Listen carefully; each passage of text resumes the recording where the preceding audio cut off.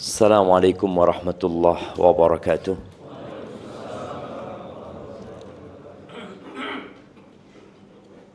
Alhamdulillah alladzi radda ilayna arwahana wa afana fi ajsadina wa adhina lana bidzikri. Segala puji bagi Allah Jalla Jalaluh yang telah mengembalikan ke tubuh kita, arwah kita. Kita tahu bahwa tidur adalah saudara dari kematian. Kita tahu orang yang tidur tidak tahu dengan apa yang terjadi di sekitarnya. Dia tidak mendengar. Dia tidak melihat. Bagaimana Ashabul Kahfi tidur selama 309 tahun. Tapi tatkala mereka terjaga, mereka mengatakan labithna yauman au ba'da yaum. Kami tidur mungkin satu hari paling banyak, atau sebagian hari. Maka penghuni surga kita tahu mereka tidak tidur. Kalau di dunia tidur kebutuhan, Allah Azza wa Jalla mengatakan wa ja'alna naumakum subata. Tidur itu sebagai tempat istirahat kita. Maka kita bersyukur kepada Allah tatkala Allah memberikan tidur kepada kita, lalu mengembalikan kepada kita arwah kita. Tidak sedikit orang-orang yang sulit tidur, sehingga hidupnya berantakan.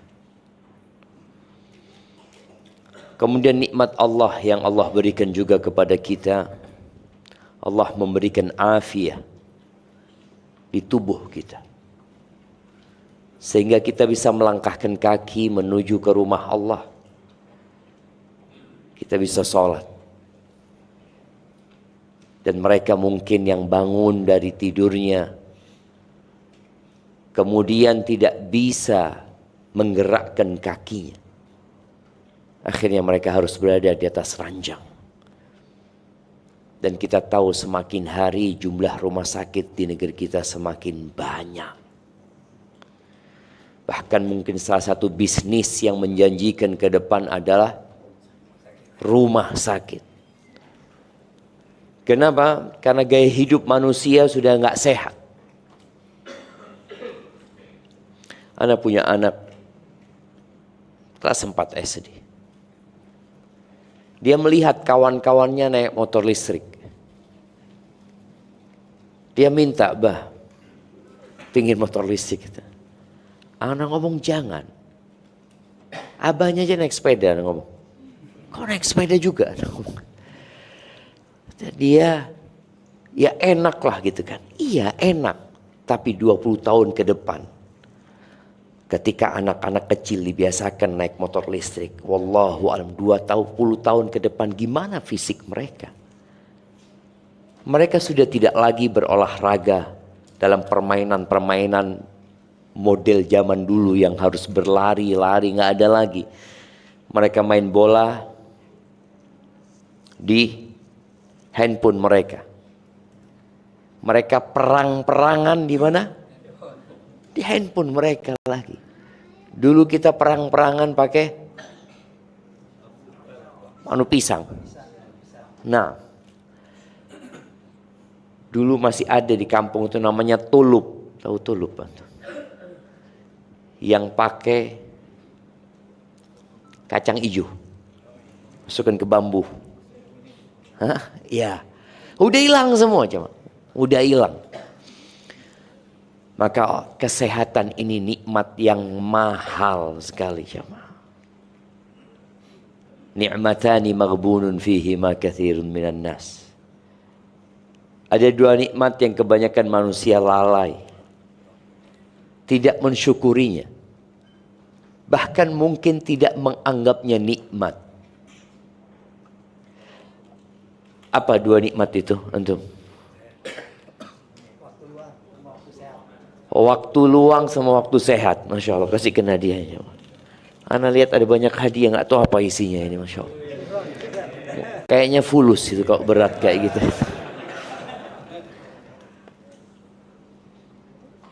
Kita mungkin lebih memandang bahwa saya mobil itu nikmat dibandingkan dua kaki kita. Itu yang terjadi dengan sebagian manusia, tidak mensyukuri nikmat sehat. Maka alhamdulillah Allah berikan afiah di tubuh kita.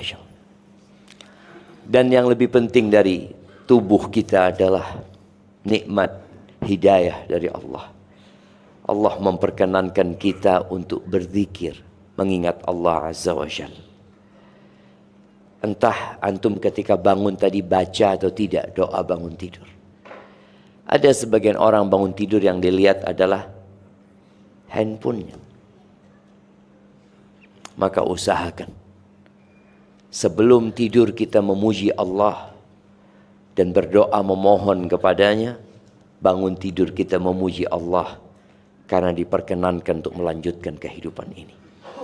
Allahumma salli wa sallim ala abdika wa rasulika Sayyidina wa maulana Muhammadin wa ala alihi wa ashabihi ajma'in. Amma ba'd. Jamaah rahimakumullah. Tanggal berapa hari ini?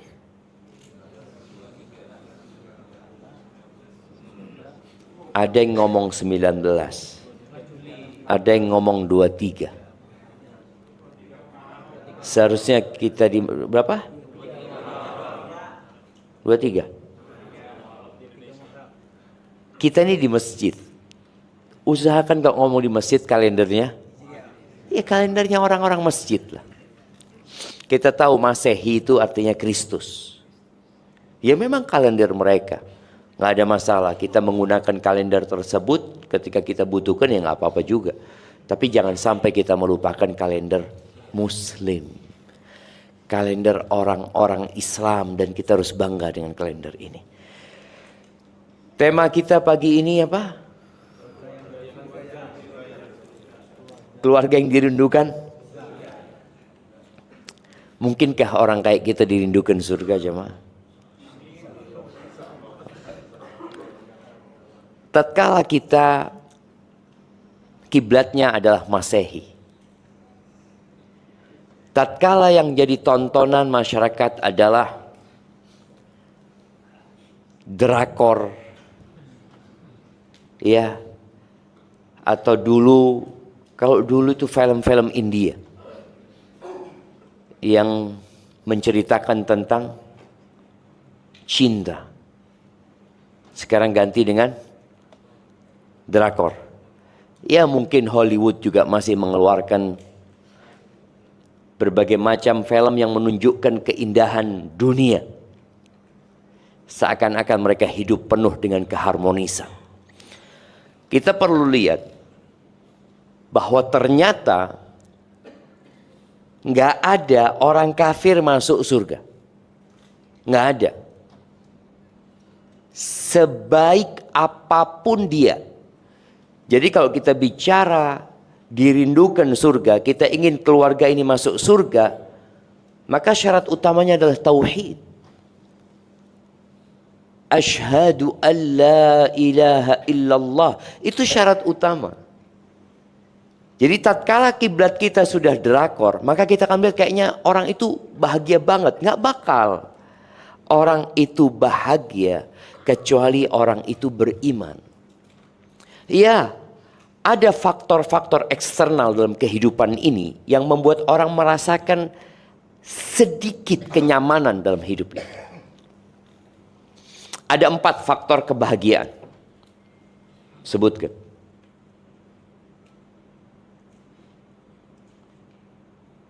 Nah, fadhal.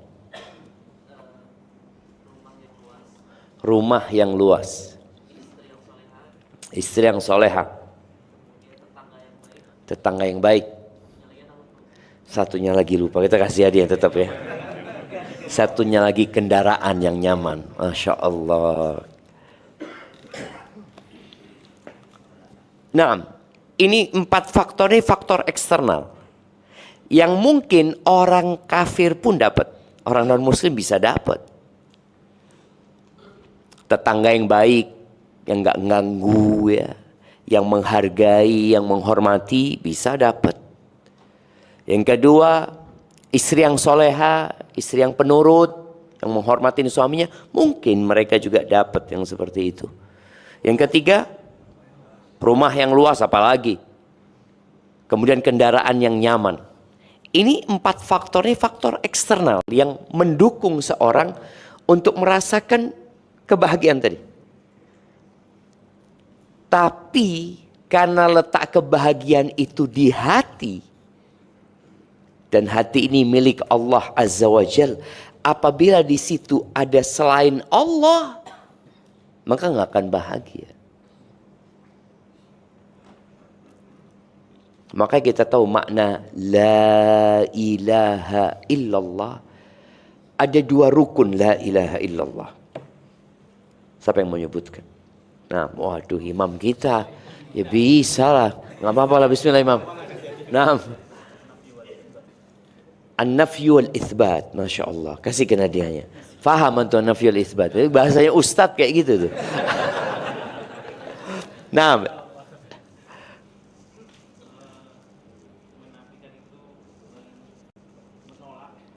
Apa yang dinafikan?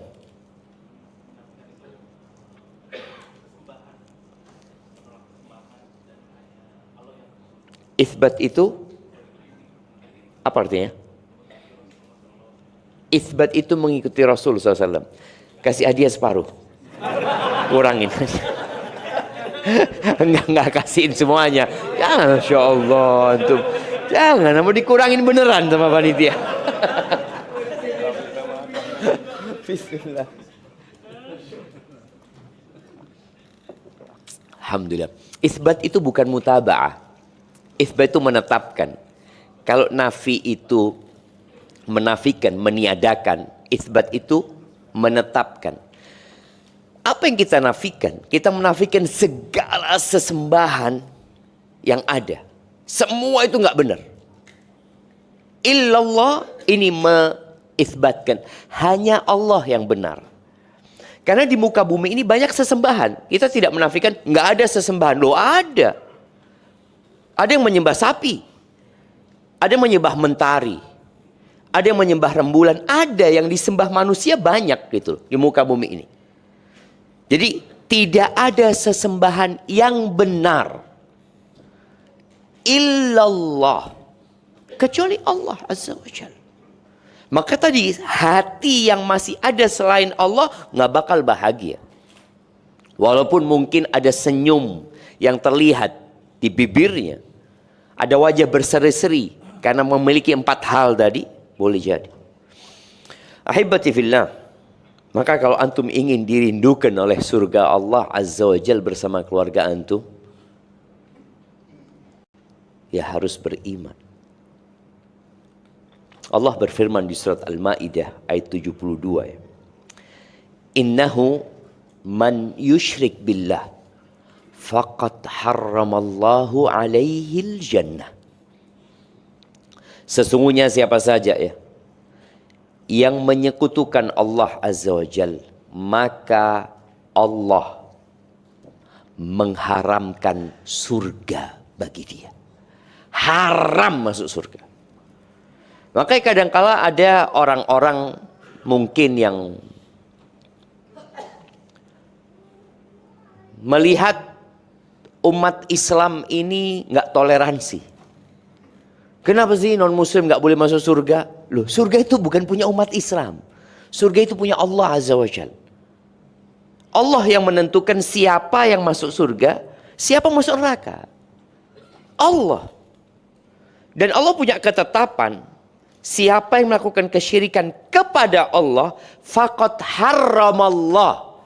Maka Allah mengharamkan. Jadi yang mengharamkan Allah. Bagi dia surga. Nggak bakal masuk surga. Wa ma'wahun nar. Tempatnya dia pasti di neraka.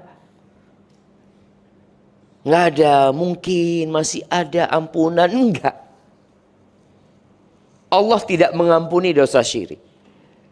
Kembali lagi, kita dalam beragama itu dia mengikuti Al-Quran dan Sunnah. Innallaha la yaghfiru an yushraka bihi. Allah nggak akan mengampuni dosa syirik. Wa yaghfiru ma duna dzalika liman yasha. Selain syirik masih ada kesempatan untuk diampuni oleh Allah Azza wa Jalla. Tapi yang melakukan kesyirikan haram masuk surga.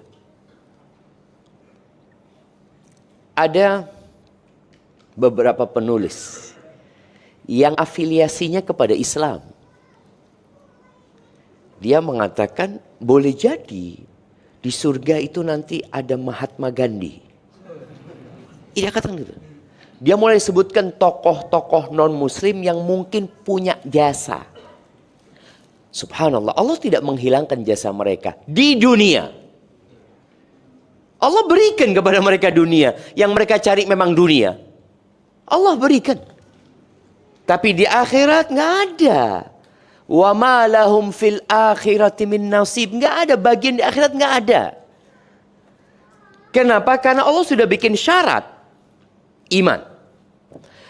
Wa ma lidh-dhalimina min ansar. Dan orang-orang zalim nggak ada penolong buat mereka. Mereka meminta tolong dengan siapa? Ahibati fillah. Dulu di bangsa Arab sana, di jahiliyah, ada satu public figure yang sangat terkenal dermawannya. Dia kalau sudah potong onta dibagikan ke masyarakat, dikasih orang-orang itu jemaah haji, diberi makan, ya, dijamu, bahkan binatang-binatang buas jemaah itu disembelihkan onta. Bayangin, kalau sekarang orang ngasih makan binatang buas karena apa? Karena di kebun binatang. Karena dia pelihara, dia dapat duit, dia dapat kesenangan. Ini enggak. Itu binatang-binatang dia potong onta, dibiarkan padang pasir, burung-burung pemakan bangkai, serigala ikut makan di sana. Dari baiknya orang ini. Maka tentu hal ini membuat para sahabat bertanya-tanya. Bagaimana cerita akhir dari orang itu? Orang baik itu. Namanya Ibn Jud'an. Kata Aisyah radhiyallahu ta'ala anha. Aisyah cerita. Qultu ya Rasulullah. Wahai Rasulullah. Ibn Jud'an. Kana fil jahiliyah. Dulu. Ketika di masa jahiliyah. Yasilur rahim. Wa yut'imul miskin.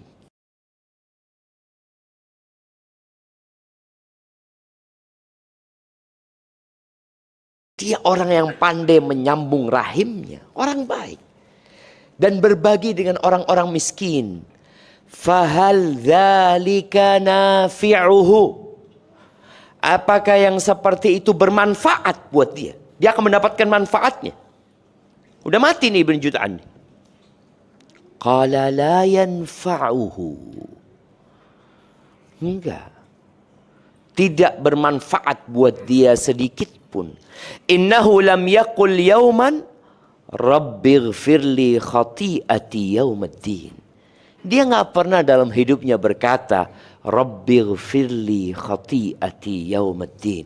Wahai Rabbku, wahai Tuhanku, ampuni dosa-dosaku pada hari dibangkitkan manusia. Nggak ada. Ini hadis riwayatkan Imam Muslim. Jadi syarat masuk surga itu memang iman jemaah. Mentauhidkan Allah Azza wa Jal. Pernah datang seorang. Ini di hadis riwayat Muslim juga. Datang kepada Nabi alaihi salatu wassalam. Dia mengatakan. Ya Rasulullah. Mal mujibatani. Mal mujibatani. Apakah dua hal yang mewajibkan seorang masuk surga dan masuk neraka? Apa gitu loh. Orang ini pasti masuk surga, orang ini pasti masuk neraka. Apa ketentuan? Yang menyebabkan orang itu ya pasti masuk neraka. Dan yang satu pasti masuk surga. Kata Nabi SAW, Man mata la yushrik billahi syai'an dakhalal jannah. barang siapa yang mati dalam kondisi tidak menyekutukan Allah dengan sesuatu apapun, pasti masuk surga. Dan bicara masuk surga ini jemaah, ada masuk surga tanpa hisab, tanpa azab. Ada masuk surga dengan hisab dan dengan azab. Tapi pasti masuk surga nantinya. Ada yang lewat neraka, ada yang langsung ke surga. Tapi semuanya bakal lewat neraka. Artinya bakal melewatin sirat yang berada di atas neraka jahanam. Ada 3 orang yang melewatin sirat. 3 kondisi. Sebutkan. Nah,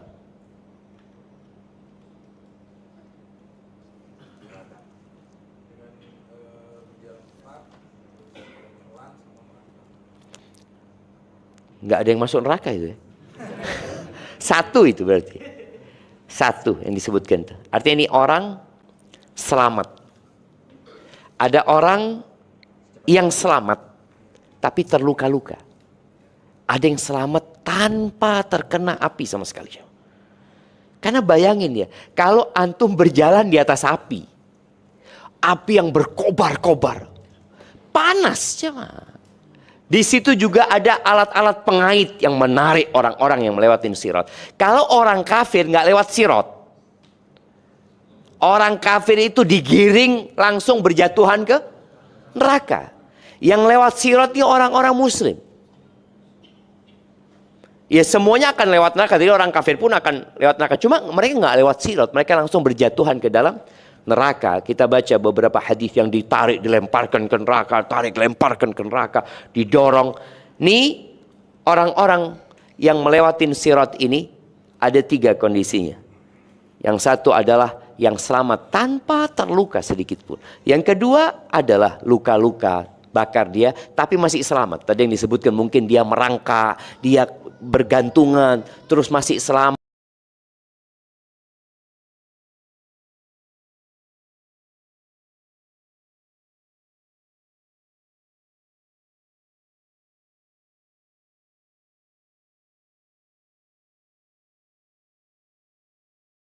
Ada yang jatuh ke neraka.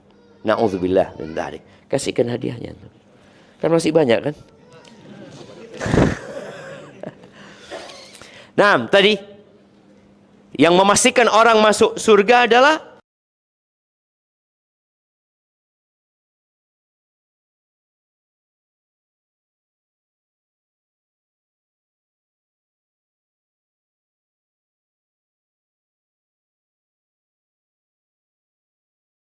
dia mati dalam kondisi tidak melakukan kesyirikan. Wa man mata yusyrik billahi syai'an dakhalan nar. Barang siapa yang mati dalam kondisi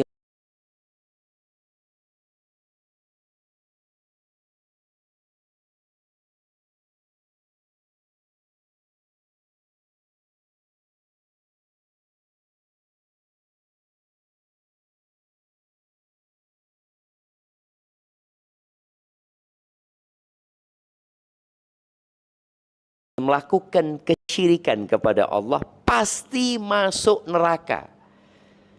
Ingat, bukan milik kita surga dan neraka. Kita nggak bisa mengatakan, oh fulan masuk surga, fulan masuk neraka. Enggak, Allah Azza wa Jalla yang memilikinya. Maka ahibati fillah,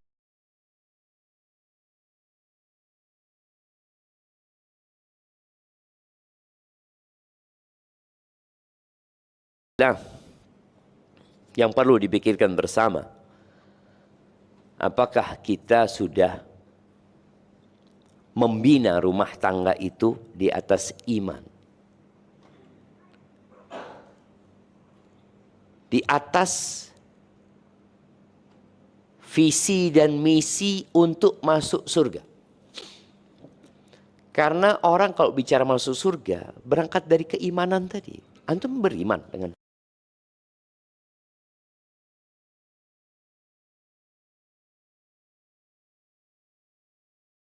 surga. Ada beberapa orang yang mengaku muslim, dari lisannya nampak kalau dia kurang Islam. Di beberapa ceramahnya mengatakan umpamanya, ini umat Islam ngomong tentang surga neraka, emang ada yang sudah ke sana? Iya cuma. Ini menunjukkan bahwa dia nggak beriman dengan surga dan neraka. Kalau dia beriman, ya selesai. Doa dia, Rabbana atina fid dunya hasanah wa fil akhirati hasanah wa qina adzabannar. Ini orang beriman. Berarti memang dia ada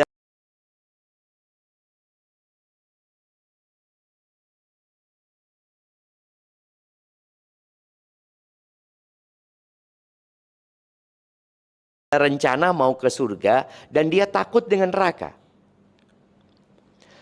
Nabi SAW dalam hadis yang diriwayatkan Imam Ahmad dari Anas bin Malik radhiyallahu anhu, beliau mengatakan, ma sa'ala rajulun muslimun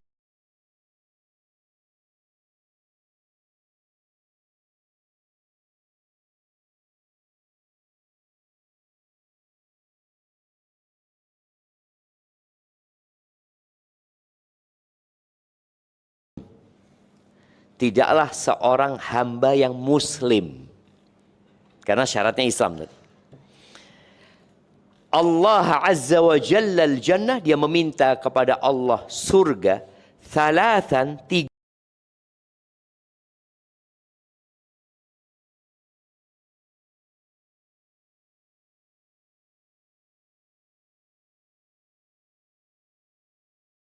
kali dia minta surga. Illa qalatil jannah, Allahumma adkhilhul jannah.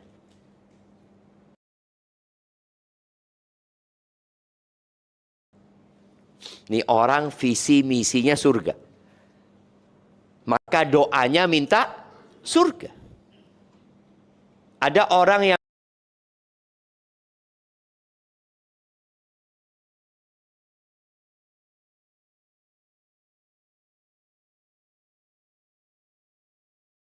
ambisi dia dunia.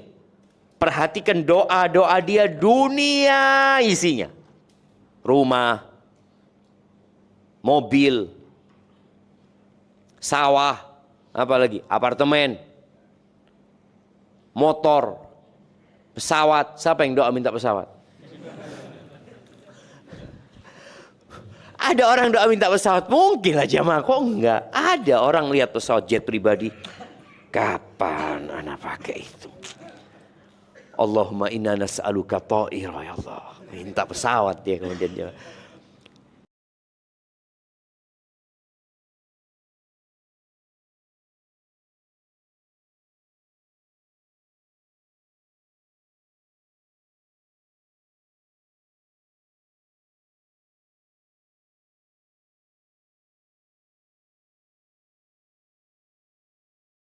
Boleh minta dunia itu boleh, tapi jangan hanya dunia yang dipinta. Ambisinya akhirat. Nih mintanya surga. Maka orang ini kalau 3 kali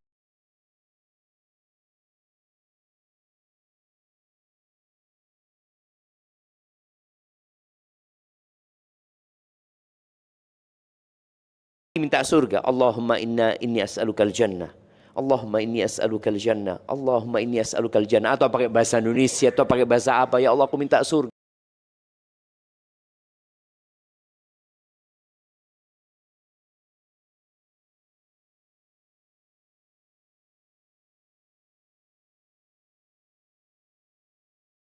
Ya Allah, masukkan aku ke surga ya Allah. Ibuku masukkan ke surga ya Allah. Abahku juga ya Allah. Keluargaku ya Allah. Anak-anakku ya Allah. Kakakku ya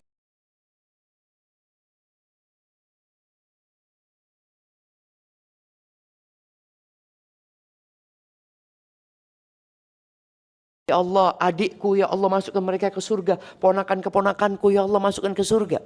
Majama. Yang orang minta surga, dia memohon kepada Allah sesuatu yang dia yakin itu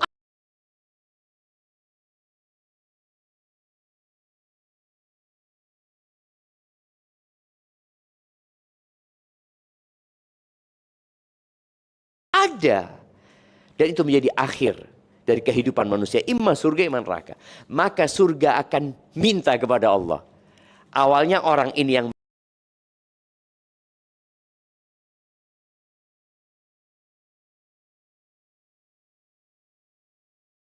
minta, kemudian surga minta. Ini menunjukkan surga itu ada. Dan surga itu sudah diciptakan. Dan proses pembangunan itu terus berjalan di surga. Karena kita tahu, man bana lillahi masjidan, banallahu lahu baitan fil jannah. Barang siapa yang membangunkan masjid buat Allah, Allah bangunkan rumah di surga. Nih, ke masjid ini katakan ada bangun rumah Quran. Mereka yang membangunkan itu akan Allah bangunkan juga. Jadi sesuai dengan amal. Jadi proses pembangunan di surga itu terus berjalan. Tapi sudah ada. Makanya surga ini akan mengatakan ketika orang ini minta dimasukkan surga. Surga akan berkata, Allahumma adkhilhul jannah. Ya Allah, masukkan dia ke surga, ya Allah. Surga pun rindu karena orang ini memang mau ke surga. Walas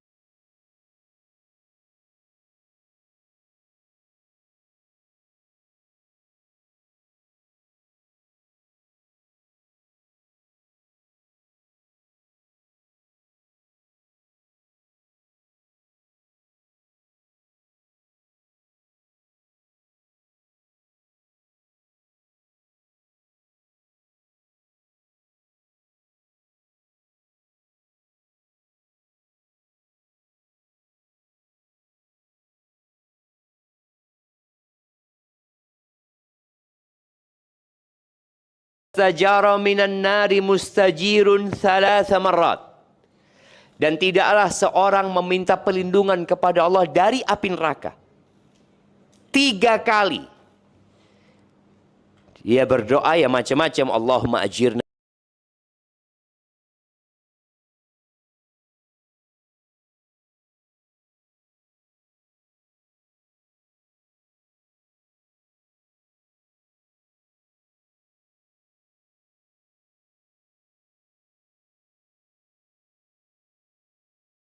minan nar, Allahumma ajirna minan nar, atau dia mengatakan Allahumma inni a'udzubika minan nar.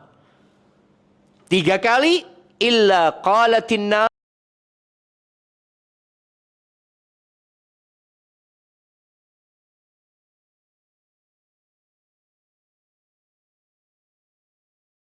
melainkan neraka akan berkata, ingat neraka ada sudah.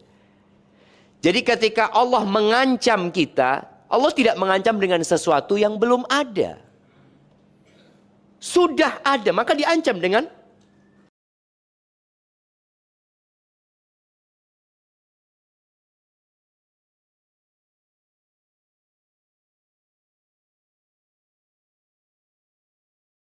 neraka. Maka ketika orang ini meminta perlindungan kepada Allah dari api neraka, maka neraka akan mengatakan, Allahumma ajirhu minan nar. Allahumma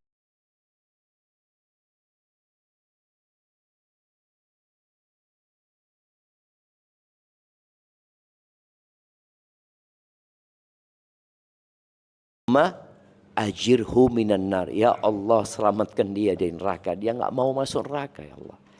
Maka dia berdoa memohon kepada Allah Azza wa Jalla. Ahibati fillah.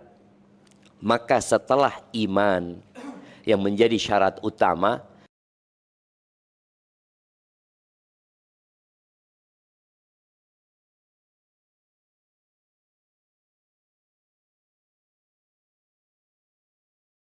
keluarga yang ingin dirindukan oleh surga harus menyamakan visi dan misinya. Suami ngobrol sama istrinya, rumah tangga kita mau dibawa kemana?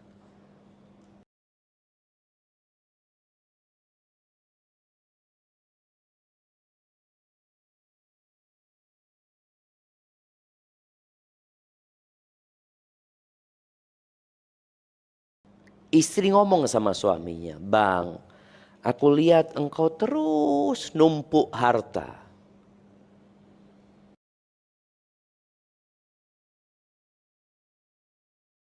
Mobil lagi. Udah berapa mobil di garasi? Kata saya, baru 71. Buat apa? Buat apa? 71 mobil. Orang itu memang kehidupan dunia ini permainan, jangan. Permainan. Biasanya yang main-main itu siapa?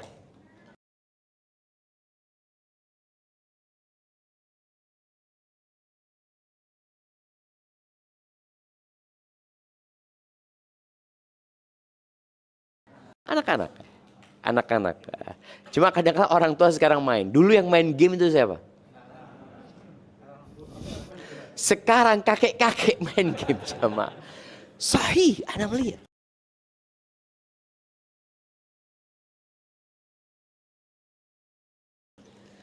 Dulu anak-anak main game kalau biasanya ke mall ya, yang masih masukin apa? Koin tuh. Oh, habis duitnya, habis sudah pulang dia. Sekarang 24 jam main game. Ke toilet. Dulu di toilet itu ada larangan, dilarang merokok. Sekarang dilarang main game.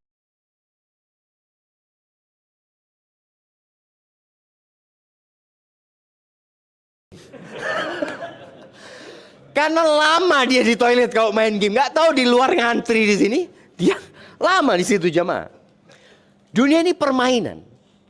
Anak-anak itu kadang-kala main jual-jualan.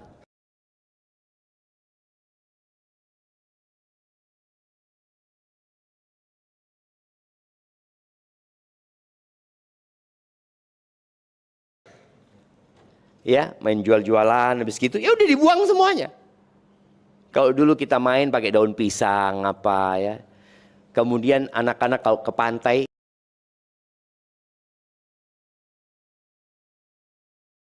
bikin apa biasanya? Bikin rumah, bikin benteng, bikin ini, itu bikin dia, Masya Allah. Habis gitu, ditinggalkan air habis. Itulah permainan. Dunia ini permainan. Antum melihat orang paling kaya, main-main dia.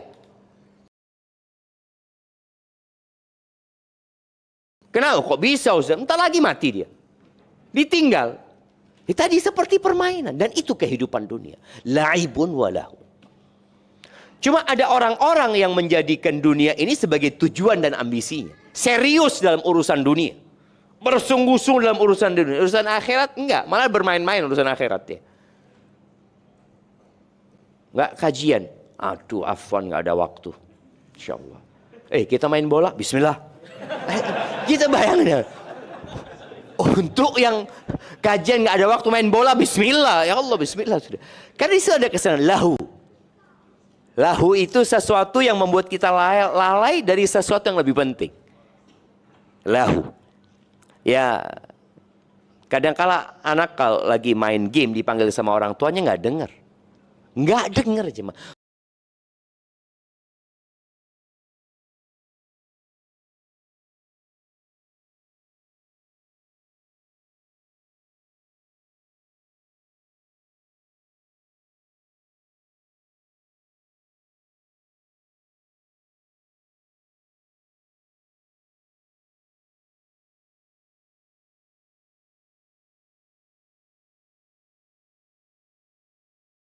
Bukan dia nggak mau dengar. Memang dia sedang fokus di sana. Apalagi panggilan adzan, hayya 'alas shalah, nggak dengar. Maka tadi keluarga yang benar-benar ingin dirindukan harus menyamakan visi dan misinya. Kadang-kala memang antum sudah salah memilih istri. Atau sang istri memang sudah salah pilih suami. Ketika dia memilih pasangan hidupnya, dia tidak melihat kepada iman. Dia tidak melihat bahwasanya ini akan mengantarkan ke surga. Enggak. Makanya sebagian perempuan mengatakan suami ana nggak sholat. Suami ana nggak puasa. Loh antum nemu di mana orang itu? Nggak sholat, nggak puasa, dijadikan imam.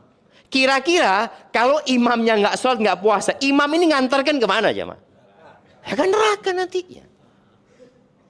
Lalu setelah berjalan waktu Ustaz, suami ana nggak pantas jadi imam. Yang nyari siapa dulu kok? Sekarang tanya sama Ustaz gitu kan?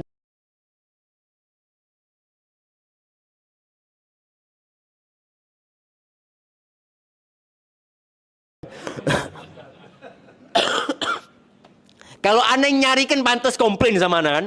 Apa ini pilihan ustadz yang nggak benar itu? Ya ini yang milih siapa? Maka tadi orang akan dimintain pertanggungjawaban atas pilihan dia. Kenapa engkau pilih dia? Seorang suami juga kadang-kala salah pilih istri. Dapat istri di mana? Di klub malam, Ustaz. Ada cuma. Ketemu di mana sama istri? Car Free Day. Masya Allah. Car Free Day. Anda nggak tahu lah, banyak tempat-tempat ketemu istri tadi. Yang macam-macam. Tapi ketika antum tujuannya akhirat, antum tahu anak akan cari istri yang bakal menjadi pendidik anak-anak anak. Indonesia ini sekarang krisis apa istilahnya? Fatherless.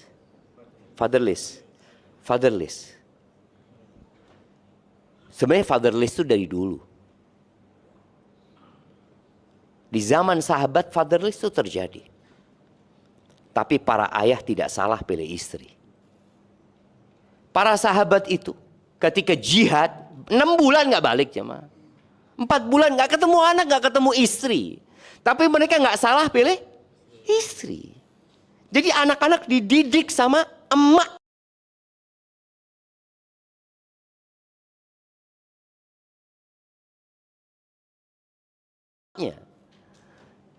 Karena dia tahu anak nggak mungkin 24 jam bersama anak-anak. Apalagi kalau dagang. Abu Bakar ketika berdagang menuju ke Syam. Berapa bulan Mekah ke Syam itu 1 bulan berangkat. 1 bulan pulang. Di sananya berapa bulan? Anggap 1 bulan juga di sana. 3 bulan nggak ketemu keluarga sama anak juga. Tapi nggak salah pilih istri. Yang salah bapak ini. Kalau pulang ke rumah, ada di rumah tapi nggak ada. Ibunya tanya, bapak mana? Kata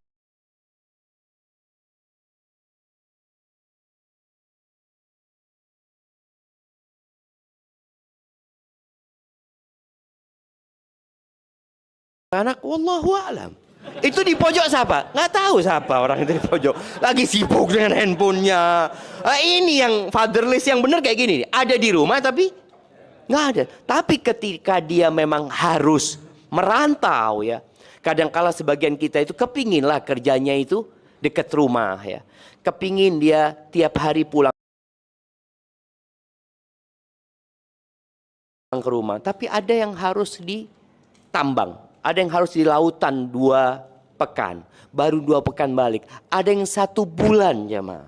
Baru balik. Ada yang 4 bulan baru balik. Ketika istri sama suami ini sama-sama cari akhirat, dia akan paham. Siap bang, engkau fadhal. Cari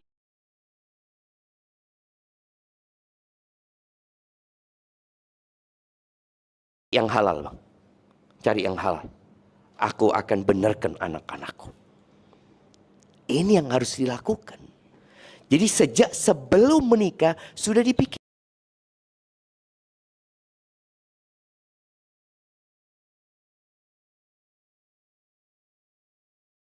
Kalau ingin dirindukan surga.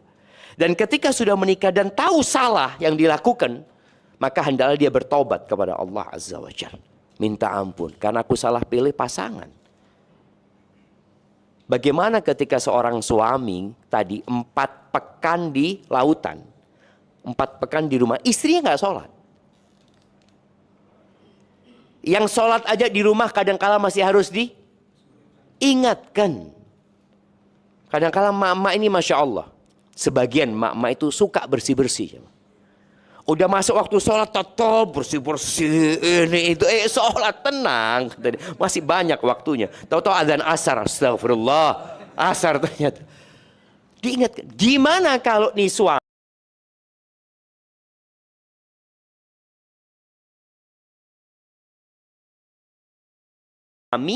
pilih istri yang nggak sholat, kemudian kerjanya jauh. Mau dibawa kemana anak-anaknya? Ini kesalahan seorang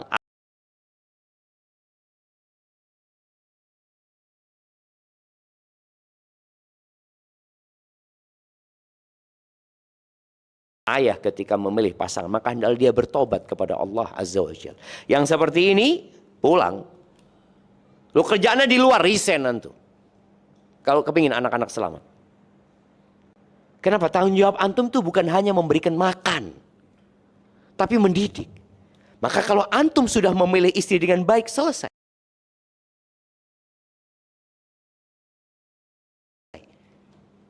Antum pergi kemanapun, aman.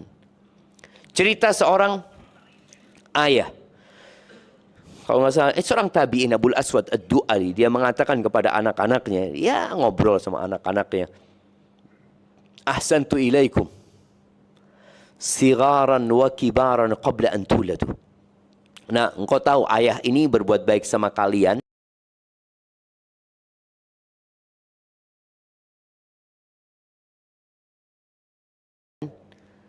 Ketika kalian kecil, ketika kalian besar, dan ketika kalian belum lahir. Kata sang anak, ayah gimana sih? Kalau engkau berbuat baik kepada kita ketika kita kecil, kita kan udah ada. Iya, engkau berbuat baik sama kita. Ketika kita besar, kita melihat dan kita merasakan. Gimana ayah, engkau bisa berbuat baik kepada kita, sedangkan kita belum lahir. Ikhtartu lakum umman la tu'ayyaruna biha. Aku pilihkan buat kalian seorang ibunda yang kalian tidak akan tercela dengannya.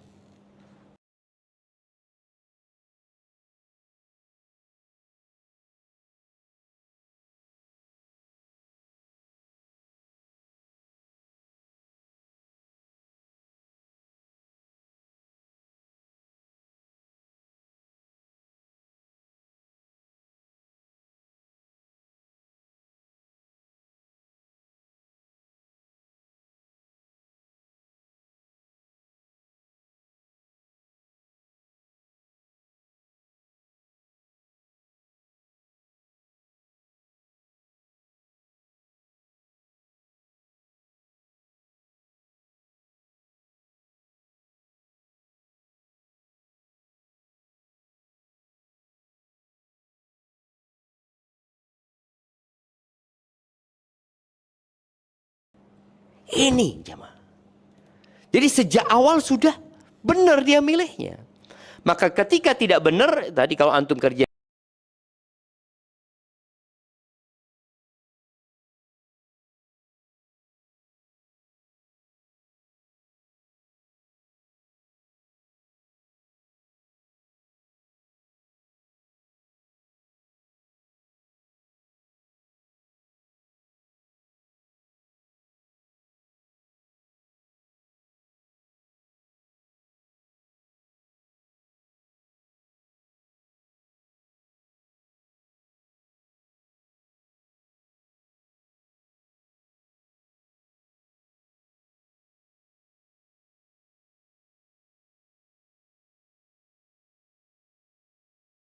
jauh, antum resign. Antum harus sering di rumah. Kalau enggak, boleh jadi istri antum kelayapan, antum nggak tahu. Dan boleh jadi memang antum seperti itu juga. Nah, ada orang-orang yang merasa tenang dengan istri yang seperti itu karena dia memang seperti itu juga.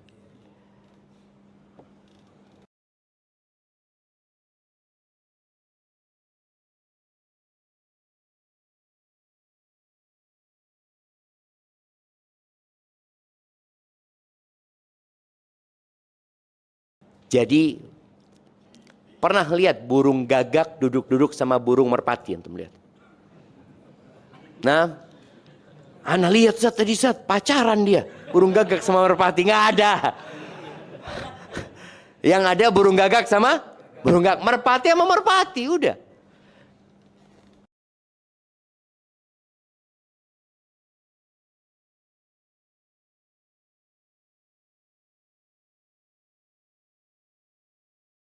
Itu yang harus kita renungkan bersama.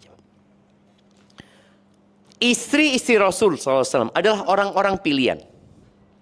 Ternyata orang-orang pilihan ini pun kadangkala di tengah jalan berubah.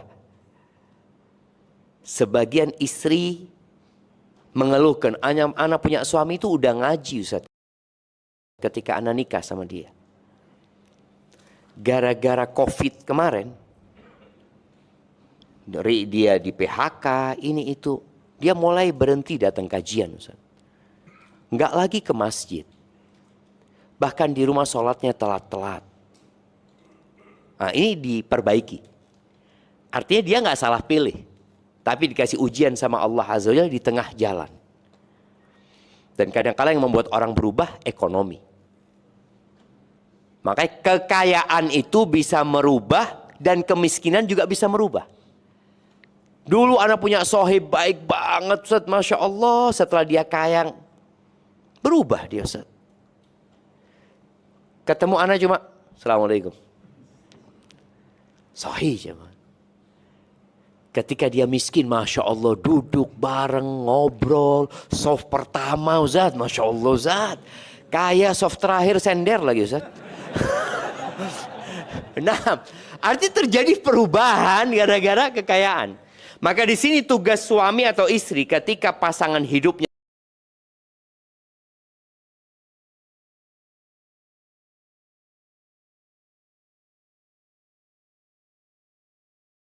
berubah, ya dia harus berjuang untuk menyamakan visi dan misi itu kembali. Dulu maunya surga, dulu maunya akhirat. Sekarang tengah jalan gara-gara ada fulus, mulai berpikir kemewahan dunia. Allah Azza wa Jalla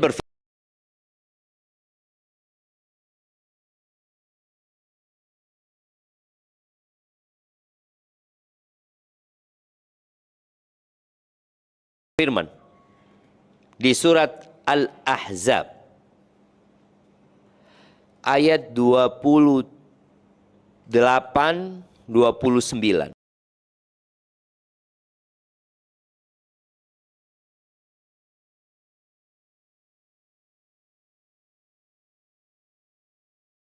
Nah, ayat 28-29. Bismillah. Alhamdulillah. Apa kata Allah? Ya ayyuhan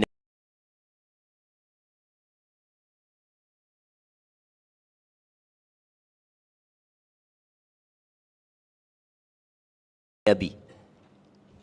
Qul li azwajika, wahai Nabi, katakan kepada istri-istrimu. Istri Nabi pada waktu itu insya Allah sudah 9. Karena kejadian ini kira-kira tahun 9 Hijriah. Allah mengatakan,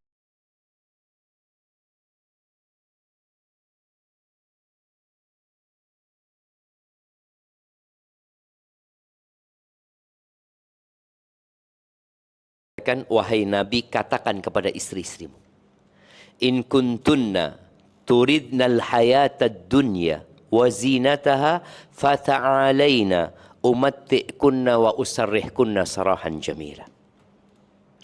Kalau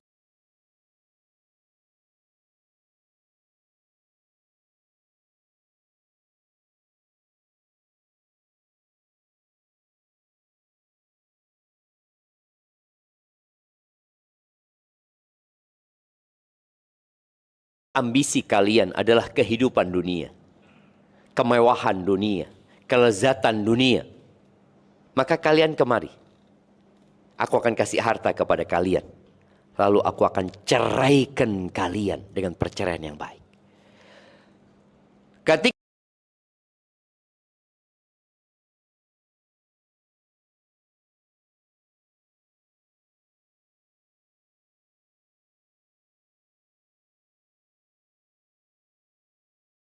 Ketika visi misinya udah nggak sama, ya pisah.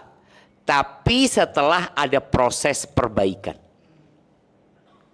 Sebelum Nabi alaihi salatu wasallam membacakan ayat ini, dan sebelum ayat ini turun juga, Nabi sudah melakukan pisah ranjang sama mereka. Bukan pisah ranjang ya, tapi pisah rumah. Karena jumlah mereka 9.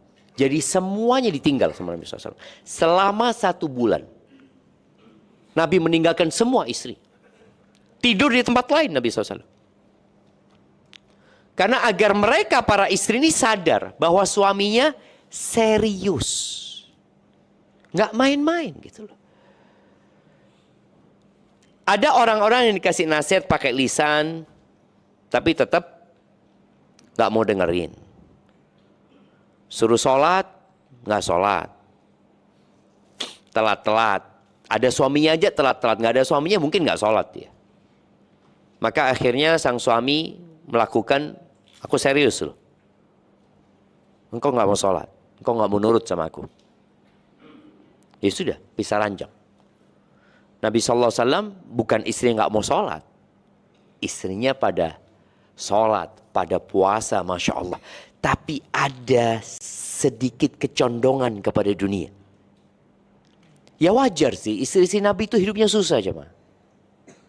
Sedangkan ya sebagian sahabat mulai bisa menikmatin ya sejak tahun ke-7 Hijriah itu mulai perekonomian kota Madinah membaik.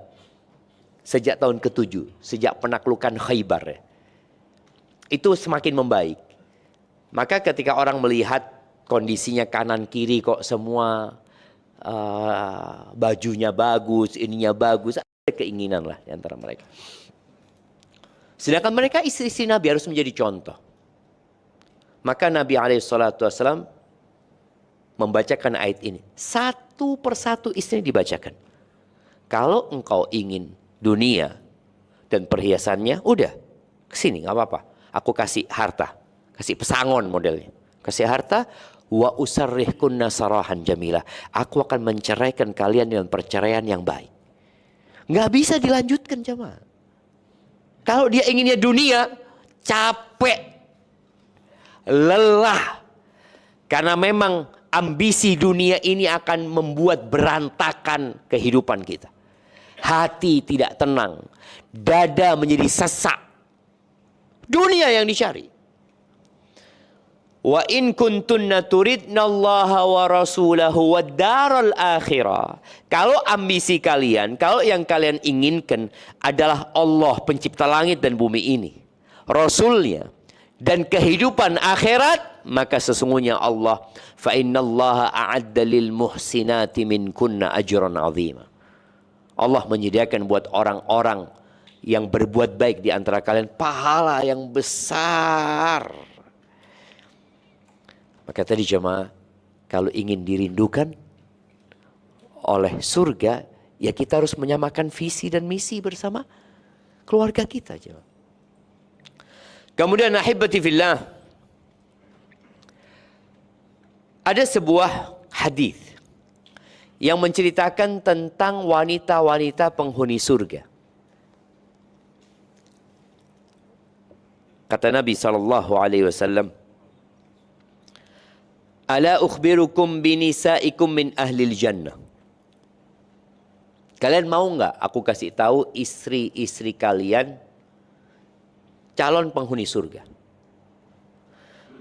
Subhanallah jemaah. Seorang laki-laki, ya ini buat emak-emak ya, dan buat antum juga. Ketika menikah, dia tahu rumah dia adalah tempat ketenangan dan kedamaian. Makanya orang tuh kalau bikin rumah biasanya cari rumah yang tenang gitu loh. Sekarang orang-orang nggak mau lagi punya rumah di pinggir jalan karena bisingnya. Ini itu kadang kala buka rumah anak main keluar ditabrak nanti sama orang. Maka mereka berpikir bagaimana punya rumah yang tenang, yang damai. Yang terpenting dari rumah itu adalah isi rumahnya yang memberikan kedamaian dan ketenangan. Suami yang capek lelah di luar, harapannya ketika masuk rumah, dia membuka pintu rumah. Walaupun rumahnya mungkin tidak mewah, tidak bagus, tapi keberadaan istrinya membuat rumah itu jadi mewah. Tatkala istrinya menyambutnya dengan penuh penghormatan dan penghargaan. Tapi kalau suami pulang jam 9 malam ya, udah wajah ngantuk ya, buka pintu rumah, istrinya tanya, kok telat pulangnya? Kata sang suami, ya Allah, anak kepingin sampai rumah ini ditanya mau yang panas atau yang dingin ya. Istri yang mengatakan, bang kok capek bang, fadol bang. Capek dia. Walaupun mungkin ada suami-suami yang ya sebelum pulang ke rumah ngopi dulu sama teman-temannya ini itu. Tapi sambutlah dia. Agar dia betah di rumah. Tidak betah di luar rumah. Seberat apapun pekerjaannya, dia berpikir, aku kalau sampai rumah tenang. Itu yang perlu diciptakan. Agar suasana rumah ini menjadi tenang dan damai, maka ada beberapa kriteria yang harus ada di istri. Itulah istri-istri penghuni surga. Kata Nabi SAW, ala ukhbirukum binisaikum min ahli jannah. Kalian mau gak aku kasih tahu istri-istri kalian? Ya bidadari-bidadari surga. Beliau mengatakan alaihi salatu wassalam, al-wadud, al-walud, al-a'udu ala zawjiha. Dia adalah wanita yang penuh cinta dan kasih. Yang kedua, walud. Suka banyak anaknya. Ada orang yang memang nggak bisa punya anak. Tapi ada orang yang bisa punya anak tapi nggak mau punya anak. Cukup 2. Kenapa? Capek aku bang. Subhanallah jemaah. Wallah generasi sekarang itu memang generasi apa strawberry? Hah? Sandwich. Generasi sandwich ya. Tapi sebenarnya generasi sebelumnya, kalau generasi sebelumnya generasi apa disebutnya? Gen Z. Sebelum Gen Z? Milenial. Apalah? Generasi-generasi itu kita melihat memang ya. Generasi-generasi ini tidak lagi tahan banting. Maunya enak dan nyaman. Karena memang orang tua yang mendidik itu kepada mereka. Semuanya dilakukan dengan instan. Masak nasi. Anak ingat, anak SD kadang-kala suruh masak nasi sama ibu. Masak nasi nggak kayak sekarang, rice cooker. Colokin, kasih air, segini. Selesai gitu kan. Selesai. Kita dulu harus ngidupin kompornya. Kompornya itu pakai sumbu, ingat yang pakai sumbu satu-satu ya. Oh muter-muter tunggu dulu baru ambil ininya. Kita udah diajarin, sekarang udah enggak.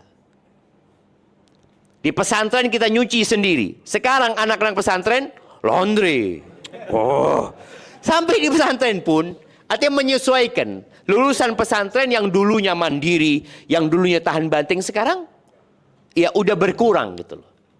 Karena memang gaya hidupnya, ya sebagian pesantren ngomong, wah kalau kita wajibkan mereka masak, kita wajibkan mereka nyuci sendiri Ustaz, nggak ada yang daftar pesantren nanti Ustaz. Karena orang tuanya ini akhirnya menyesuaikan dengan keinginan pasar aja mak. Akhirnya tadi muncul generasi yang lemah.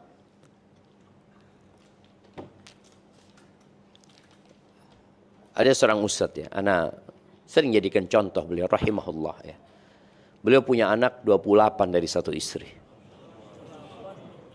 Bayangin kayak apa aja. Ada kawan di Jakarta. Anak dapat kabar kalau bapaknya dia itu satu saudara 25. Anak-anak nggak percaya, bener. Coba Ustaz WA dia, anak WA. Bener, abah antum itu satu keluarga 25. Iya Ustaz. Abahnya satu keluarga, satu saudara 25. Dan nenek anak nggak punya pembantu. Satu ibu 25. Antum bisa bayangin ya. 25. Kita kayaknya harus 4 pabriknya Ustaz.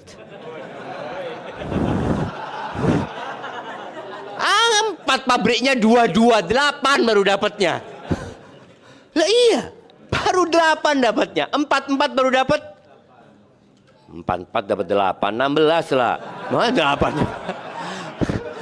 Artinya sekarang kalau 6 baru dapat 24, belum bisa mencapai itu 125.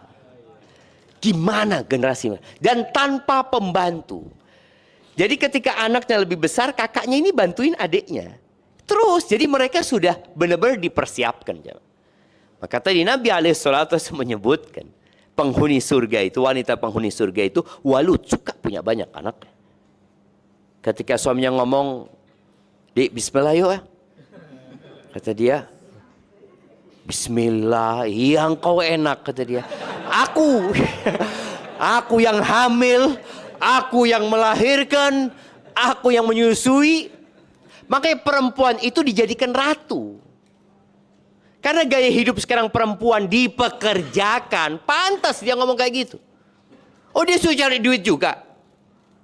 Enggak, seharusnya yang cari duit siapa? Suami full. Jadikan istrinya ratu. Yang kerja saya, tapi enggak sekarang. Makanya zalim. Kok zalim, Ustaz? Perempuan yang minta, Ustaz. Minta bekerja? Iya. Dia menzalimin diri mereka sendiri. Makanya akhirnya ada banyak kebaikan yang nggak bisa dilakukan. Tadi punya anak nggak bisa. Kenapa? Anak kerja, Ustaz. Anak masuk jam sekian, pulang jam sekian, sampai rumah ngurusin anak, ngurusin suami, besok berangkat kerja lagi. Ya sudah, engkau menzalimin diri sendiri. Al-Wadud, yang penyayang, yang pengasih, yang banyak. Al-A'ud, yang suka kembali kepada suaminya. Al-A'udu ala zawjiha. Sekarang banyak istri itu bukan kembali kepada suami. Kalau ada masalah sedikit kemana? Kabur dari suaminya. Bukan kembali. Allati idza adat au udhiyat. Nih perempuan, kalau dia menyakiti suaminya atau dia yang disakitin. Kondisinya dia menyakiti atau dia yang disakitin. Ja'at hatta ta'khuda biyadi zawjiha. Perempuan ini akan datang kepada suaminya sampai dia pegang tangan suaminya. Kemudian dia mengatakan kepada suaminya, wallahi la adzuku ghumdan hatta tardha. Demi Allah, aku tidak akan memejamkan mata sampai engkau ridha. Ada yang istrinya kayak gitu, jamaah? Ada kayaknya, Ustaz. Ya mudah-mudahan ada lah, jamaah. Ada lah insyaallah. Walaupun mungkin 1001 ya, tapi ada. Ada. Ini perempuan insyaallah jadi penghuni surga, jamaah. Barakallahu fiik. Yang terakhir, kalau ingin dirindukan surga tetap watawasau bil haq watawasau bis sabr. Kita semua punya kekurangan. Nggak ada yang sempurna. Istrimu bukan bidadari dan engkau juga bukan malaikat. Maka perlu di rumah tangga ini untuk saling mengingatkan. Suami mengingatkan istri, istri mengingatkan suami, dan yang terakhir watawasau bis sabr. Perlu kesabaran. Lihatlah kepada kelebihan pasangannya, jangan fokus kepada kekurangannya. Karena kalau enggak, kita nggak akan sabar. Berapa banyak orang yang kerja di perusahaan sampai hari ini bertahan, bukan karena perusahaan itu baik sama dia, tapi karena masih ada kebaikan di tempat itu yang bisa dia ambil. Ada manfaat di sana yang bisa dia dapatkan. Maka fokus kepada kebaikan yang bisa didapatkan. Wa ashiruhunna bil ma'ruf. Kata Allah Azza wa Jalla, pergaulilah istri-istri kalian dengan cara yang patut, dengan cara yang baik. Fa in karihtumuhunna fa asa an takrahu syai'an wa yaj'alallahu fihi khairan katsira. Kalau kalian benci, boleh jadi yang kalian benci itu Allah jadikan banyak kebaikan di sana. Masya Allah. Bismillah.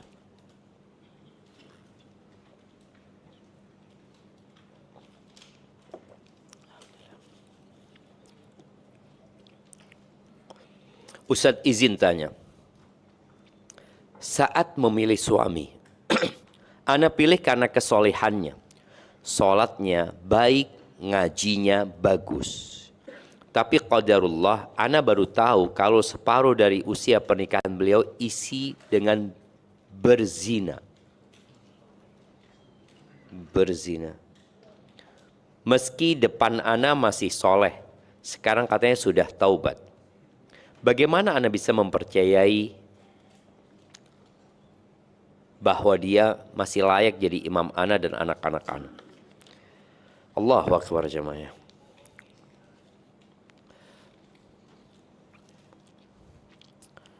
Nabi SAW pernah mengatakan bahwa kelak pada hari kiamat ya, akan ada orang-orang ya'ti bihasanatin amthal jibal tihama bidan. Orang itu bawa kebaikan jemaah pada hari kiamat seperti gunung Tihamah putih. Lalu Allah menjadikan kebaikan dia debu yang berterbang. Para sahabat bertanya, ya Rasulullah, sifhum lana, jallihim lana. Itu dari umat Nabi SAW. Maka para sahabat tanya, siapa mereka ya Rasulullah? Gambarkan kepada kami. Mereka itu siapa? Supaya kita nggak jadi seperti itu, kata dia. Kata Nabi SAW, mereka ya sama seperti kalian. Bahasanya seperti bahasa kalian, Muslim mereka. Ya'khuduna minal lail kama ta'khud. Mereka juga sholat malam. Seperti kalian sholat malam. Tapi, idza khawlau bimaharimillah intahakuha. Kalau mereka sedang sendirian, sedang tidak terlihat sama manusia, di situ mereka akan melanggar aturan-aturan Allah Azza wa Jalla. Tadi ini suami kelihatannya baik, kelihatannya ngaji, tapi ternyata boleh jadi itu hanya menjadi topeng dia. Dia bukan orang baik.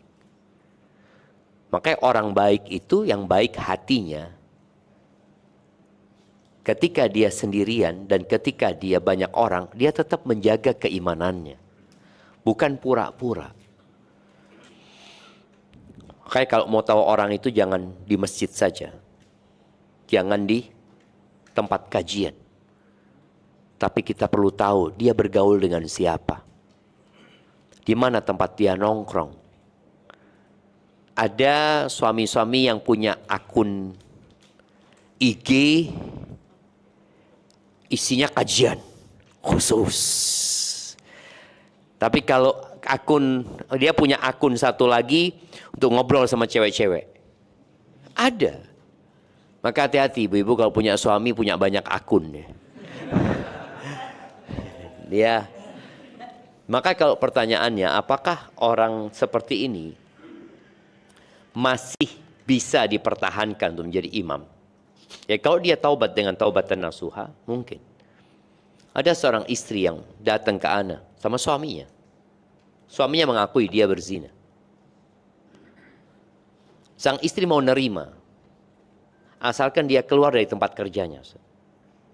Karena memang ada lingkungan yang membuat orang itu jadi berzina. Lingkungannya semua seperti teman-temannya semua berzina. Maka nih orang ketika ketahuan, itu salah satu bentuk penyelamatan Allah untuk rumah tangga dia. Ada orang yang berzina puluhan tahun gak ketahuan sama istrinya. Ini orang sedang diluluh sama Allah. Gak berhenti-berhenti dia berzina. Tapi ketika ketahuan, ini penjagaan Allah buat dia agar dia kembali kepada Allah Azza wa Jalla. Karena ada orang yang mengatakan, wallahu Ustaz, fulan tuh Ustaz, puluhan kali berzina gak ketahuan sama istrinya. Ana baru sekali ketahuan. Na'udzubillah. Ya alhamdulillah kau dijaga sama Allah gitu loh. Dijaga itu bentuk penyelamatan Allah buat engkau. Ada orang yang dilepas. Maka tadi kalau suaminya benar-benar kembali kepada Allah, dengan tadi boleh jadi dia resign. Dan suaminya tadi yang datang ke ana, akhirnya resign. Dia tinggalkan pekerjaannya. Kemudian dia membangun rumah tangga. Ya mulai dari nol, usaha sendiri. Tapi rumah tangganya terjaga. Daripada punya duit, tapi suaminya bawa penyakit. Barakallahu fikum.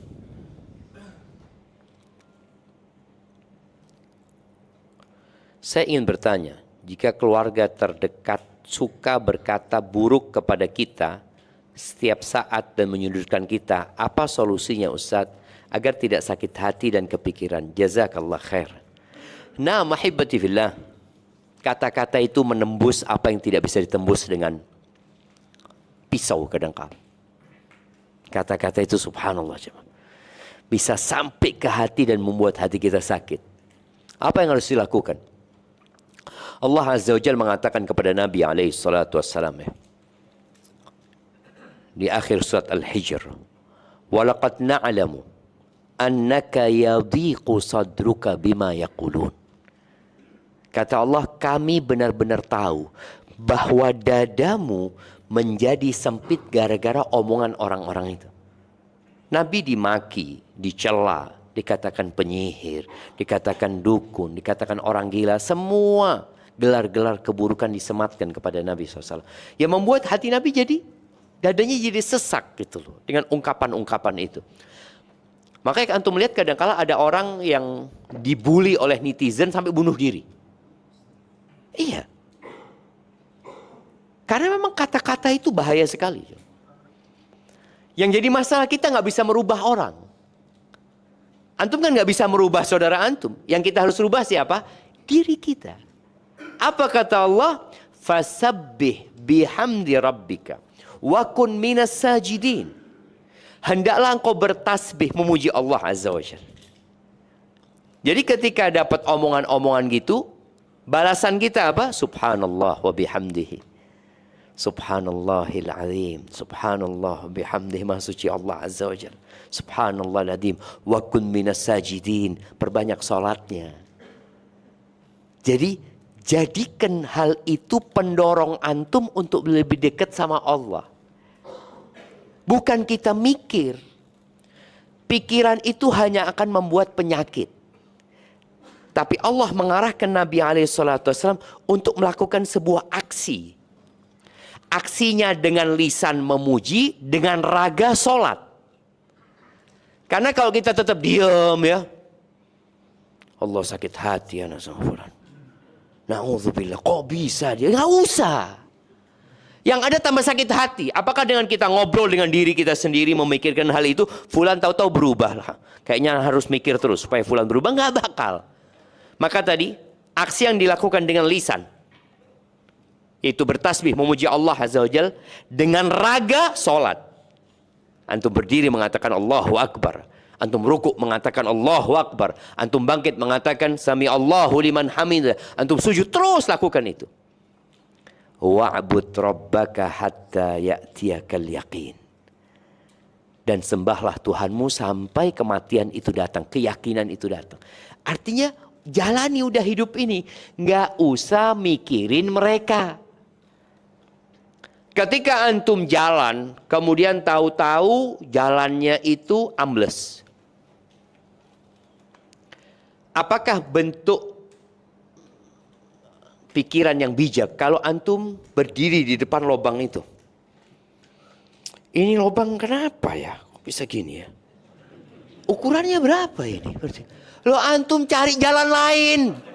Kok bersitu? Itu yang terjadi sama kita. Seharusnya melakukan aksi, bukan berpikir. Bukan berpikir. Kata dokter ya, Allahu a'lam ya. Kebanyakan penyakit itu karena pikiran. Enggak. Allah mengarahkan Nabi SAW untuk tidak memikirkan.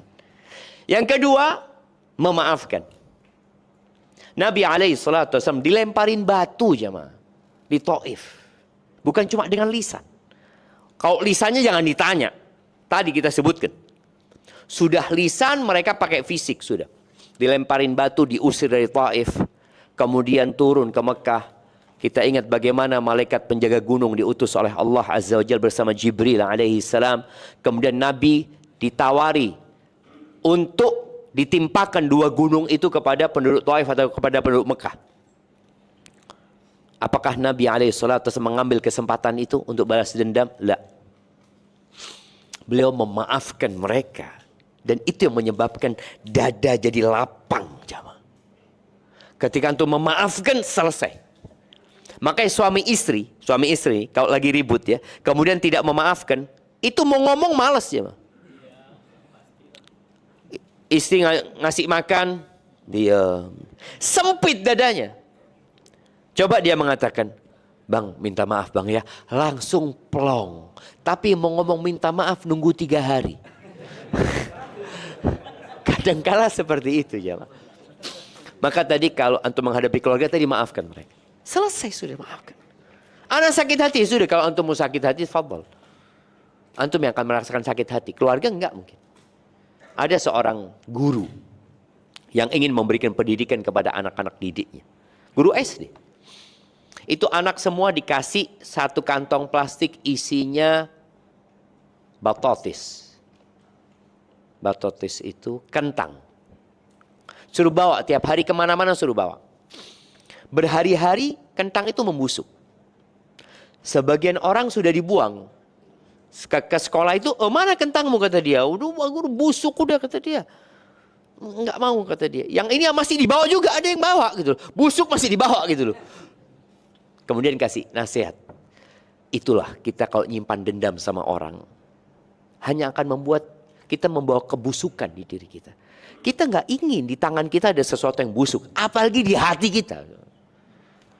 Maka tadi kalau engkau menghadapi mereka, tadi udah maafkan mereka, santai. Masa bodoh lah. Mereka mau ngomong apapun, kita subhanallah wa bihamdihi subhanallahiladzim, atau pujian yang lain buat Allah Azza wa Jalla. Nah, ini pertanyaan tadi sudah terjawab.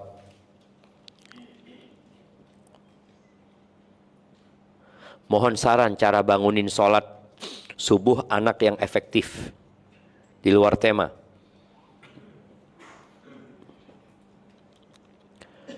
Taib, Nabi Muhammad SAW meninggal, apakah ini dia tulis Nabi Muhammad, dia nggak tulis sholawat ya buat Nabi SAW ya. Sallallahu alaihi wasallam meninggal, apakah benar meninggalkan hutang? Karena kita tahu Nabi tidak mau menyolatkan orang yang mati meninggalkan hutang. Jazakallah khair.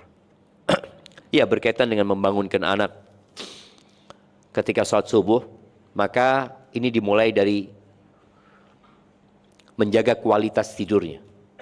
Cukupkan tidurnya anak. Kalau anak itu cukup tidurnya, bangunnya mudah. Tapi kalau tidurnya nggak cukup, maka sulit dia untuk bangun. Kita tahu anak-anak beda waktu tidurnya sama orang tua. Orang tua kadang-kala 5 jam sudah cukup. Anak-anak lebih panjang. Maka bikin mereka tidur nyaman. Sebelum tidur, ajak mereka untuk cerita. Cerita, baca doa sama mereka, lalu bisikan di kupingnya, sambil ngantuk-ngantuk dia. Nah, insya Allah besok pagi sholat subuh ya. Tepat waktu ya. Iya sudah dia. Tapi itu terekam di bawah alam sadar dia. Ketika subuh, bangunin dia pelan-pelan sambil dibisikin lagi. Ayo nak, waduh waktunya subuh nak. Ini anaknya Abah yang soleh ini. Seperti itu. Bukan teriak-teriak, oh, tor. Anaknya ngelihat bapaknya kayak gini, apalagi emaknya diambil lagi tuh. Apa namanya? Selimut itu. Masuk lagi enggak? Itu sambil didoakan anaknya. Adapun kalau bicara Nabi SAW meninggalkan hutang, Nabi menggadaikan. Jadi utangnya nggak ada. Kenapa? Karena gadai itu sebagai bayaran untuk. Jadi kalau antum umpamanya ambil utang 10 juta, antum naruh gadai di situ 100 juta. Apa dikatakan antum punya utang? Jadi itu sudah lunas gitu loh. Cuma memang ada orang yang nggak punya uang cash. Dia nggak punya uang cash. Ini digadaikan ya, bukan dia punya aset, beda. Ada orang punya aset, punya utang, tetap dikatakan dia punya utang. Tapi ketika utangnya itu ada gadainya, jaminannya ada di orang itu. Nabi SAW ketika itu beliau punya kebun kurma, tapi kebun kurma itu kan panennya setahun sekali ya di Khaybar sana. Sedangkan istri-istrinya butuh nafkah, maka beliau gadaikan baju besinya itu untuk gandum, untuk makan. Itu yang terjadi dengan Nabi kita Muhammad Sallallahu Alaihi Wasallam. Kemudian Nabi nggak mau mensolatin orang yang punya utang. Iya, di awal Islam Nabi nggak mau nyolatin jemaah. Tapi setelah itu Nabi menanggung utangnya orang itu. Sehingga Nabi mensolatin dan Nabi yang menanggung hutangnya. Saya sedang dalam memperbaiki diri. Tapi ketika saya ajak suami untuk ikut memperbaiki diri, sholat tepat waktu, tapi suami malah berkata yang penting saya tidak zina dan tidak selingkuh, Ustaz. Apa yang harusnya saya lakukan dan harus baca zikir apa, berdoa apa? Naam ahibati fillah, ketahuilah ya, bahwa dosa tidak melaksanakan perintah dengan dosa melanggar larangan itu lebih besar dosa tidak melaksanakan perintah. Kita tahu dosa iblis sama dosa Nabi Adam itu berbeda. Iblis itu tidak melaksanakan perintah. Nabi Adam melanggar larangan. Masih banyak orang mengatakan dosa meninggalkan sholat lebih ringan daripada berzina. Enggak. Itu rukun Islam. Engkau ketika meninggalkan dosa besar, bahkan sebagian ulama meragukan keislaman orang ini. 4 mazhab itu memang berbeda-beda dalam menvonis orang yang meninggalkan sholat. Sebagian mengatakan orang itu dibunuh, murtad. Dalam mazhab Hambali, dia kalau nggak mau sholat dibunuh, murtad. Dalam mazhab Syafi'i dibunuh juga jemaah, tapi nggak murtad. Sebagai hukuman buat dia. Bayangin, ini ninggalin sholat. Ada yang dipenjara sampai dia sholat. Jadi nggak main-main. Hanya saja kan orang berpikir, oh zina itu ada dirajam ya, sehingga beranggap, oh itu dosa besar kalau meninggalkan sholat. Kan enggak ada konsekuensi hukumnya. Ada jemaah. Tadi dibunuh karena murtad, atau dibunuh karena hukuman sebagai dia meninggalkan sholat, atau dia dipenjara sampai sholat. Ada hukumannya. Maka jangan dianggap remeh. Dan sholat inilah yang mencegah dari perbuatan keji dan mungkar sebenarnya. Maka ketika suami ngomong kayak gitu, iya bang, aku bersyukur dapat suami yang tidak berzina dan selingkuh bang. Tapi aku akan lebih bersyukur ketika kita sama-sama menjalankan perintah Allah ya. Kemudian sudah ketika suami ngomong kayak gitu, engkau fokus melayani suami dengan baik. Tetap berusaha untuk menjadi lebih baik dengan harapan suami dapat hidayah dari Allah Azza wa Jalla. Taib jamaah, ini kayaknya pertanyaan terakhir, Ana minta maaf ya nggak semua Ana baca. Bagaimana menasihati anak suka keluar malam sampai jam 12 malam, terkadang lebih. Iya, kita perlu memberikan ganti kepada anak-anak. Jadi ketika kita melarang sesuatu, kita perlu memberikan ganti. Dengan harapan ganti itu membuat dia membuat dia meninggalkan kebiasaan dia. Kan ada orang punya kebiasaan tadi, keluar malam dia. Maka bagaimana kita ganti dengan kebiasaan yang lebih baik. Umpamanya di rumah orang tua bikin acara apa, mungkin bisa dihabiskan untuk olahraga ya, sehingga anak itu jadi capek. Kadang-kadang anak-anak sekarang itu nggak capek, dia sibuk dengan handphonenya saja. Coba dia habis asar disuruh main bola, atau dia olahraga suka basket, dia main basket atau berenang. Yang membuat dia habis isya ngantuk, butuh istirahat fisiknya. Tapi ketika fisiknya itu nggak lelah, nggak capek, maka dia butuh keluar lagi. Dia masih bisa beraktivitas ya. Kalau sudah jam 12 pulang, kira-kira subuhnya seperti apa? Maka jangan hanya bicara keluarnya dia sampai malam hari, tapi bicarakan kebiasaan dia dalam sehari. Dilihat mana yang harus diperbaikin. Dia subuh, anak nggak tahu subuhnya ke masjid atau tidak tuh anak ya. Kegiatan seharian itulah yang harus diperhatikan oleh orang tuanya, dengan harapan dia nggak keluar malam nantinya. Sambil terus didoakan ya. Doanya apa? Ya doa Rabbana hablana min azwajina wa dzurriyyatina qurrata a'yun waj'alna lil muttaqina imama. Itu bisa dibaca Rabbi ij'alni muqimas shalah wa min dzurriyyati Rabbana wa taqabbal du'a. Apabila yang Anda sampaikan benar itu dari